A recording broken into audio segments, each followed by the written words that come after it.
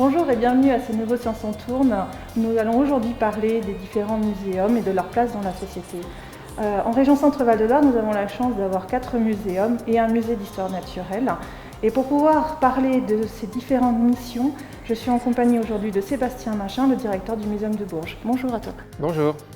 Si un muséum est ancré sur un territoire, est-ce que les différents établissements de la région travaillent conjointement ensemble? Oui, on travaille tous ensemble. En fait, on a créé il y a de ça quelques années une association qui s'appelle REMUS, le réseau des muséums de la région Centre.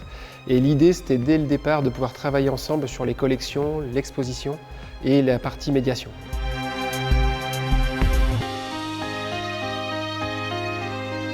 Alors un muséum, c'est une structure culturelle, scientifique, qui est ancrée sur son territoire, qui dépend d'une collectivité, qui peut être une ville, un département, une région. Pour moi, le muséum, c'est avant tout un conservatoire du patrimoine naturel, un conservatoire des archives de la biodiversité et de la géodiversité. C'est une institution patrimoniale et culturelle. Alors, qui est définie par la loi. Il existe une loi qui s'appelle la loi des musées de France qui dit qu'un musée doit conserver des collections, les mettre à disposition de la recherche et également de diffuser des connaissances à partir de ces collections auprès d'un public le plus large. C'est pour moi en fait un lieu de rencontre, un lieu d'échange, un lieu de partage de savoir. Et le propre des muséums, c'est d'avoir des collections d'histoire naturelle de toutes sortes.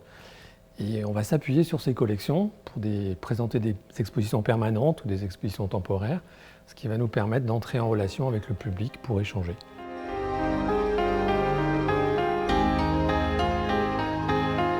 Donc ce que l'on montre aux visiteurs, ce sont des vrais objets. Il y a un rapport à l'objet qui est particulier et effectivement, il y a une demande du public et une confrontation réelle qui fait qu'ils se rendent compte par exemple de la taille réelle d'un animal, de sa forme, de son aspect, parfois de sa beauté, ce qui contribue à les sensibiliser à la biodiversité, à la protection de l'environnement. Et ça, c'est une dimension vraiment spécifique des muséums par rapport peut-être à d'autres établissements culturels.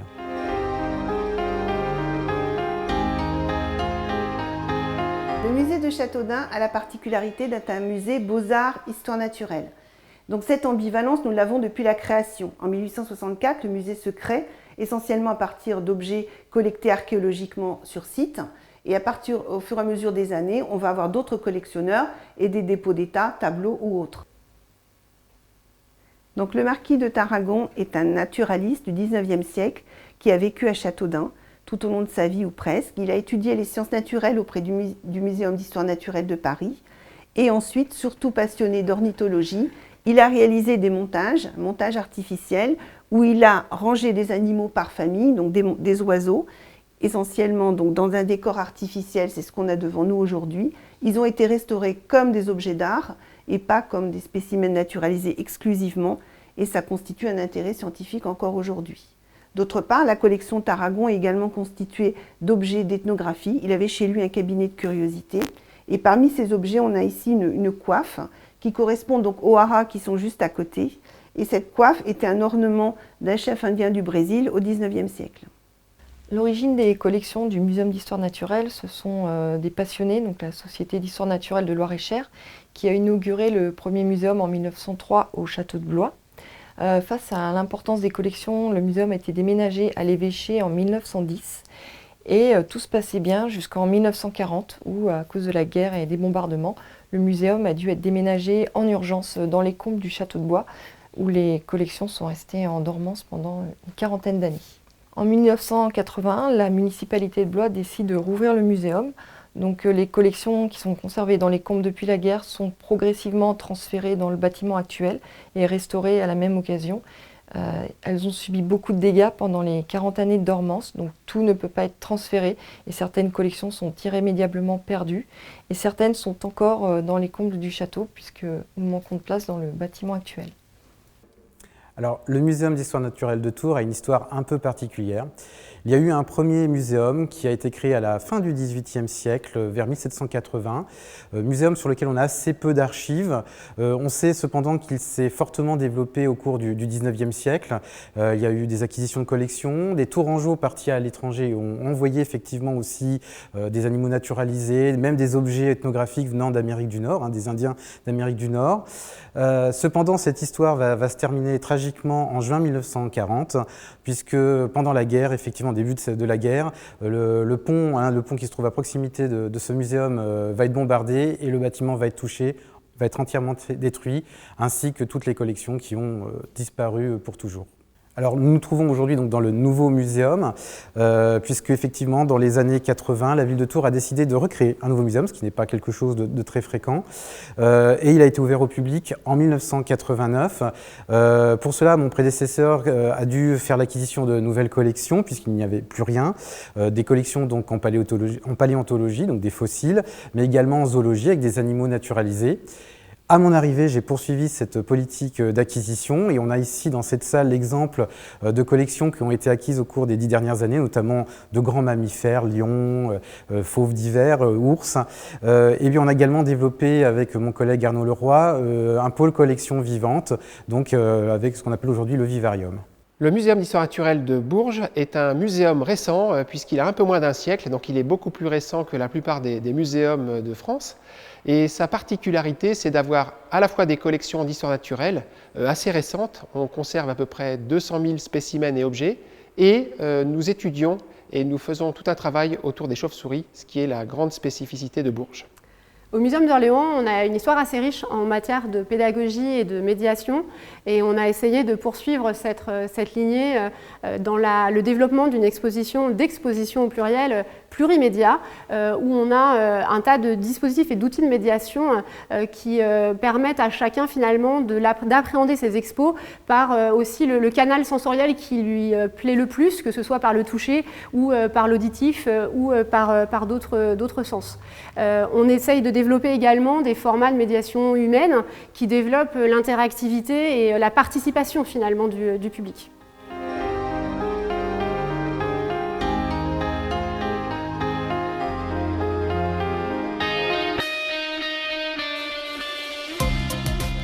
Ce sont des collections patrimoniales, c'est-à-dire qu'elles ont pour but d'être conservées pour les générations futures. Elles témoignent d'une époque, elles peuvent témoigner aussi d'espèces qui ont disparu. Dans l'exposition ici, on a par exemple l'ours blanc, peut-être que dans quelques années, effectivement, ça sera une espèce disparue. Donc ça permet de conserver cette mémoire et ainsi de léguer aux générations futures ces traces de vie qui ne seront peut-être plus là à ce moment-là. Et c'est un intérêt aussi pour les chercheurs puisque ce sont des archives. Les collections du 19e siècle peuvent servir à étudier l'évolution des environnements. Donc il y a cette dimension très forte dans ces collections. Au XIXe siècle, les naturalistes ont la possibilité d'acquérir des spécimens naturalisés assez facilement puisqu'il existe tout un réseau destiné à la plumasserie. La plumasserie au XIXe, c'est les décors de robes, les décors de chapeaux ou les colibris montés en broche pour les femmes, pour leur décor, pour leur parure. Donc à partir de là, il existe des catalogues ou des listes où sont regroupés ces animaux. Ces listes sont proposées aux taxidermistes qui vont ensuite monter ou aux naturalistes directement, ce qui a facilité la constitution des collections, y compris celle du marquis de Tarragone.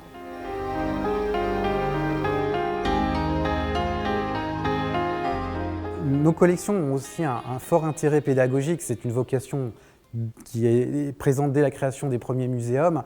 En fait, effectivement, on a du vrai, on a des vrais objets qui permettent d'aborder plein de thématiques. Ça peut être le régime alimentaire, le milieu de vie de ces animaux, mais aussi de sensibiliser les jeunes publics, comme d'ailleurs les publics plus âgés, sur ces animaux. Le fait d'être confronté à l'objet dans sa taille réelle, avec, on va dire, sa présence, permet vraiment de toucher les gens et ils écouteront beaucoup plus facilement ce qu'on a à leur dire et ce que d'autres d'ailleurs ont à dire sur le sujet parce qu'ils auront été confrontés au vrai, au réel, à la dimension pleine de ces objets et donc ils pourront le visualiser et plus tard, s'ils voient un reportage télé, une émission ou quoi que ce soit comme discours, ils seront attachés, ils auront un rapport sensible au spécimen, à l'animal, je dirais même.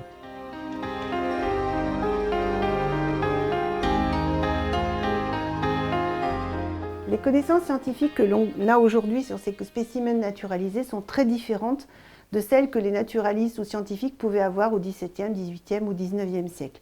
Un exemple est ce paradisier. En fait, le premier spécimen qui a été introduit en Europe est arrivé sans pattes, sans ailes, essentiellement parce qu'il devait être destiné à la plumasserie. Et à partir de là, il y a toute une idéologie qui s'est créée autour de cet animal. Ils ont pu imaginer que l'animal pouvait vivre sans matérialité et sans besoin matériel concret. Il a fallu que les naturalistes et les spécialistes fasse venir un deuxième spécimen qui est arrivé, lui, complet, pour que cette théorie soit complètement annihilée. Mais encore aujourd'hui, le nom latin de cet animal figure le nom apoda, qui signifie qu'il n'avait pas de pattes.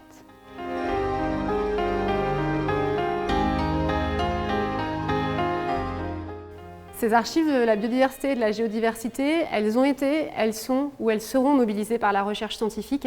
Par exemple, des collections d'insectes du 19e siècle comparées à des échantillonnages aujourd'hui d'insectes nous permettent de comprendre quels sont les insectes qui ont pu subir des régressions, voire des disparitions, et mieux comprendre l'érosion de la biodiversité qu'on vit aujourd'hui. Donc ici, on est dans la réserve des collections entomologiques, des collections d'insectes du Muséum d'Orléans, avec un grand nombre de collections qui représentent au total quasiment 2 siècles de prélèvements dans la nature de petites bêtes. Et donc, en fait, c'est tout l'intérêt de ces collections, à condition qu'il y ait des renseignements attachés à chaque spécimen, c'est qu'on a 2 siècles de visibilité sur la faune locale. Quand je dis locale, c'est parce que, bien sûr, au Muséum d'Orléans dominent des insectes de la région, et en particulier du Loiret, mais pas seulement. Donc on a ici une boîte de coléoptères aquatiques datant du 19e siècle, avec en particulier cette très grande espèce de dithyque qui vivait dans la région donc au 19e siècle. Il y a des données comme ici 12 ouers sur Trézé, c'est sur l'étiquette, de Sologne, de Brenne, alors qu'on sait que depuis le milieu du XXe siècle, cette espèce n'est plus présente qu'en Europe du Nord et de l'Est. Donc évidemment, ça questionne sur l'évolution du climat, mais aussi d'autres problèmes comme la pollution des eaux et la dégradation des milieux aquatiques. Et c'est avec ce genre d'études, donc sur de nombreuses décennies, qu'on peut arriver à des synthèses et à la publication d'ouvrages comme ceux-là, coédités par la Société pour le Muséum d'Orléans et les Sciences, la SOMOS, le premier qui est paru il y a quelques années sur les papillons du Loiret, et le second sur les punaises qui est paru il y a quelques mois. Donc, les collections du Muséum de Blois abritent de nombreux fossiles régionaux qui datent d'il y a moins 20, moins 15 millions d'années. C'était la période du Miocène. Et ces fossiles attirent des chercheurs qui viennent de tous les pays parce qu'en ce moment, ils travaillent sur la redétermination en fait, d'espèces, peut-être même découvrir de nouveaux animaux. Et les paléontologues ont besoin du matériel conservé dans les musées parce qu'il y en a déjà beaucoup. Et un paléontologue peut passer plus de temps dans un muséum et en laboratoire que sur le terrain. Le chantier de la Rocade Bourges nous a permis de récupérer un grand nombre de spécimens donc de brachiopodes. Et donc tout l'intérêt, c'est d'avoir une grande diversité déjà au sein des espèces, vu qu'on va avoir ici plusieurs spécimens de térébratules, mais qui vont avoir à l'intérieur même de la même espèce différents caractères qui vont peut-être nous permettre de définir soit des nouvelles sous-espèces ou des nouvelles espèces. Donc c'est très important de récolter un grand nombre, vu qu'en plus du coup d'avoir peut-être des définitions de nouvelles espèces, ça nous permet donc d'avoir une grande diversité de données au sein d'une même espèce et d'un même spécimen. Dans le cadre des travaux de la Rocade, nous avons nous-mêmes prélevé le matériel sur place, donc nous avons déjà toutes les informations à notre disposition. Mais il arrive qu'en tant que structure publique, on a du coup des personnes qui viennent nous apporter du matériel, soit dans le cadre dons de collections qu'ils ont eux-mêmes récoltés au cours de leur vie, ou alors de matériel plus petit, dans le cadre juste qu'ils sont allés récupérer donc, du matériel dans des champs ou dans leur jardin.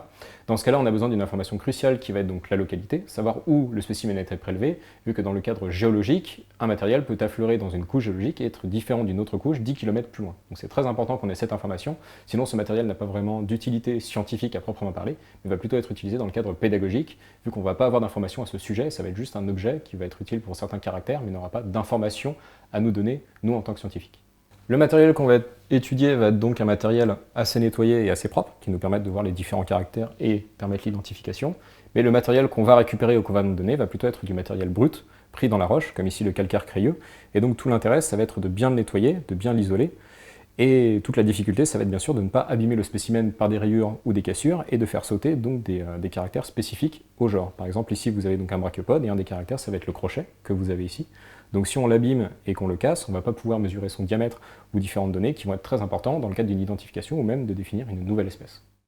Je vous présente ici 3 spécimens de la même espèce. Vous avez ici particulièrement ce spécimen qui est le plus ancien, il date d'avant 1914, et nous avons ces données de collecte, nous avons un marqueur géographique et un marqueur chronologique. C'est une archive de l'histoire naturelle, ce n'est pas seulement un objet de décoration, d'exposition. Ici, j'ai dans les mains le deuxième hibou grand-duc tué dans le Cher en 2011. Il a été tué sur la route. Ce n'est pas un prélèvement volontaire. Donc il est important pour nous de conserver l'histoire de nos populations. Aujourd'hui, le grand-duc niche dans notre département. Ce n'était pas le cas en 2011. Et là, c'est vraiment la deuxième observation, alors un peu malheureuse, mais c'est la deuxième observation de cette espèce dans le Cher. J'ai tenu à conserver ce squelette intégralement pour présenter également des détails anatomiques que peu de gens voient, c'est-à-dire l'anneau sclérotique, la trachée, des éléments tendineux qui sont ossifiés chez cet oiseau-là. Tous ces os sont la charpente de l'oiseau, et c'est aussi sur le plan pédagogique un intérêt parce que cet œil ossifié, on le retrouve également chez les dinosaures. Et aujourd'hui, les oiseaux sont nos derniers dinosaures. L'intérêt de conserver la trachée, c'est de présenter quelque chose finalement assez méconnu grand public, c'est la jonction entre les deux bronches et la trachée, qui s'appelle chez les oiseaux la syrinx. Et c'est cet organe-là qui permet, cette jonction ossifiée, qui permet de produire des sons. Et l'intérêt d'avoir cela chez les oiseaux, c'est que quand on étudie les fossiles, on travaille par actualisme. On compare ce que l'on voit aujourd'hui et on fait des projections sur ce qui a existé et qu'on ne voit plus. Et bien, quand on trouve des syrinx chez des dinosaures, on peut en déduire qu'ils étaient capables d'émettre des sons. Alors aujourd'hui, on continue à rentrer, ça c'est essentiel, à rentrer des spécimens en collection. Il m'en arrive régulièrement, je les stocke au congélateur. Je les prépare, alors pas toujours sous cette forme-là, ça dépend de nos besoins en exposition, mais systématiquement, tout ce que je retire du cadavre, je le conserve sous forme osseuse, enfin je conserve les os, et ça me permet d'avoir des collections de références pour les archéologues. Je prélève l'ADN, ça me permet d'avoir des références de génétique pour les généticiens, et je fais également le contenu stomacal, le sexage par dissection, et puis les parasites internes et externes. Et il se trouve que le premier grand-duc du Cher avait un ver qu'il avait dans son tube digestif. Et c'était la première fois qu'on mentionnait ce ver dans le Cher, parce qu'en fait, personne ne regarde jamais les tubes digestifs des oiseaux. Alors, si nous continuons à entrer de nouveaux spécimens, pour toujours cette histoire d'archivage, d'avoir des marqueurs, eh bien, nos vieilles collections, même si elles ne sont pas très belles, pas toujours de bonne facture, continuent à servir.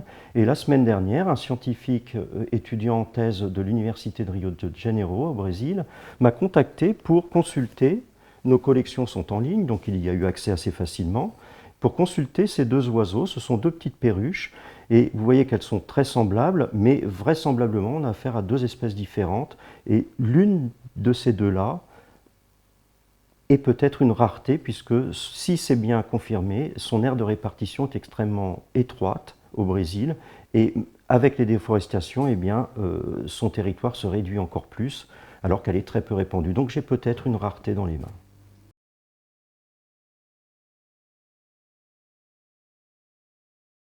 Pour moi, le muséum, il doit continuer à présenter des animaux qui étaient vivants, qui ont été naturalisés. Et c'est important qu'on puisse toujours rencontrer ces animaux. Si on ne peut plus les rencontrer dans la nature, on les rencontrera dans les musées. Et moi, je garde en mémoire les commentaires des enfants quand ils rencontrent un cerf, quand ils voient le cerf, ils s'émerveillent devant l'animal. Et ça, c'est génial. Le muséum, demain, espérons que ce ne soit pas que des vitrines où on montre des animaux disparus. L'évolution des milieux, malheureusement, fait qu'on a tendance à voir disparaître beaucoup d'animaux. Donc espérons que ce castor qui avait disparu du bord de Loire et qui a été réintroduit, espérons qu'on n'ait pas de nouveau à le réintroduire et qu'on le conserve près de chez nous.